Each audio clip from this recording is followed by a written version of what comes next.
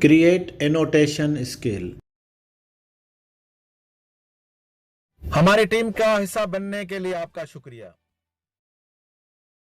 बिस्मिल्लाहिर्रहमानिर्रहीम। AutoCAD civil 3D सर्वे में हम डिस्कस कर रहे हैं। तो देखेंगे हमारे पास जब हम रोड में काम करते हैं या रोड प्रोजेक्ट्स पे सिविल 3D के थ्रू, तो उसके मुख्तलिफ सेक्शंस होते हैं। जब हम अर्बन एरिया यानी सिटीज के अंदर से जाते हैं तो उसके मुख्तलिफ टाइप ऑफ रोड हमें और निकालने पड़ते हैं, उनको एक्सेस देना पड़ता है। और अगर हम मेन हाईवे किसी ओपन एरिया से हम गुजर रहे होते हैं तो उसमें कोई इतना प्रॉब्लम नहीं रहता है, क्योंकि वो सेम इसी तरह से हमारा सेम रोड होता है, तो उसमें कोई इतने सेक्शंस भी नहीं बनते और उसके और भी बहुत सारी आसानियां होती हैं, जिस तरह से हम सब असेंबली के पॉइंट ऑफ व्यू से।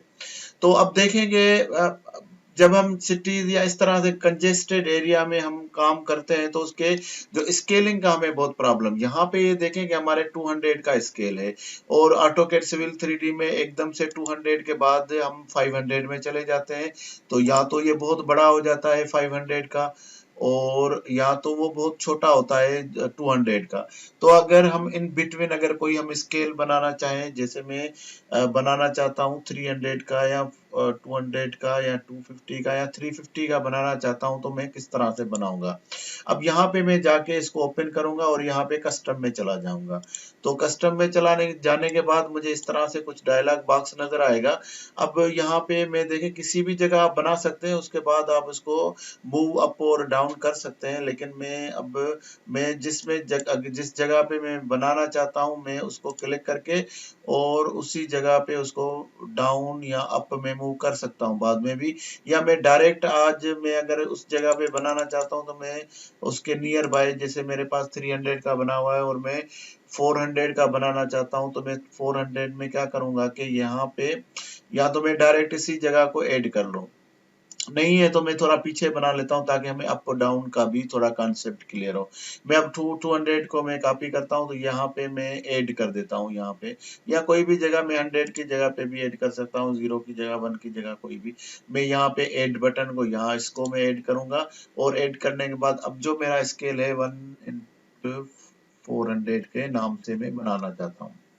और इसमें क्या करूंगा कि मेरा यूनिट 1 होगा पर यूनिट, और मैं इसको क्या कर दूंगा कि 0.4 कर दूंगा। 0.4 करने से ये बस इतना ही काम है और मेरा काम हो गया। अब यहाँ पे देखें 100 के बाद ये मेरा 400 का कॉलम बन गया। यहाँ पे मैं जब सर्च करूंगा तो मुझे ये 100 के बाद मुझे नजर आएगा 100 400, लेकिन यहाँ पे देखें 100 के बाद 400 या मेरा ऐड हो गया है। लेकिन इससे क्या होगा, मैं इसको थोड़ा कर देता हूँ ताकि मुझे पता चले कि मेरा अब ये काम कर रहा है। तो जैसे मैं अभी 100 पे आ जाता हूँ, 100 तो अब 100 है और 100 के बाद मैं एकदम से 400 में जाना चाहता हूँ, तो मैं अब ये मेरा स्केल एकदम से 400 में आ जाएगा। तो इसका मतलब ये तो काम कर रहा है, लेकिन सीक्वेंस में एक प्रॉब्लम ये है कि मैं अब इसको जब मैं सर्च करूंगा, आज तो मुझे याद है लेकिन कुछ दिनों के बाद मैं भूल जाऊंगा कि मेरा 400 का शायद नहीं है, क्योंकि मैं 400 को 300 और 500 के बीच में मैं सर्च करूंगा, तो इधर तो नहीं है। तो मैं क्या करूंगा, दोबारा कस्टम में जाऊंगा और इसमें 400 में जाके इसको अपनी सही जगह पे प्लेस कर दूंगा, ताकि मुझे फ्यूचर में जब सर्च करूं तो मुझे इजी मिल जाए। तो यहाँ पे क्या करना पड़ेगा, मुझे डाउन करना पड़ेगा।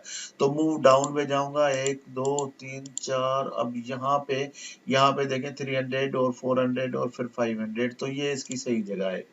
अब जब इसको मैं खोलता हूँ तो अब मुझे देखें 200 250 और 300 400 और देन 500। तो ये जो तरतीब होगी ये इसको अप डाउन करने से, और उसके साथ साथ इसको कोई भी हमारा स्केल है जहाँ पे हमें ये पॉइंट्स क्लियर नजर नहीं आते हैं, या जब हम हॉरिजॉन्टल और वर्टिकल और सेक्शंस बनाते हैं तो उस टाइम हमें ये चीजें बिल्कुल क्लियर नहीं होती हैं। हर एक चीज को देखने के लिए अलग अलग स्केल बनाना पड़ता है। कोई तो हमें 1:20 में नजर आ जाएगा, तो कोई हमें 1:1000 में प्लान में अगर हमारे पास 20-30 किलोमीटर है तो वो 1:1000 में नजर आएगा। लेकिन अगर आप उसी का क्रॉस सेक्शन देखेंगे तो 1:20 में नजर आएगा। और इसके बीच में अगर हम कोई भी हमें ऐड करना होगा तो आप इस तरह से इजीली इसको ऐड कर सकते हैं। तो अपने दोस्तों के साथ शेयर करें और ये आसानियां दूसरों तक भी पहुंचाएं। हमारी टीम का हिस्सा बनने के लिए आपका शुक्रिया।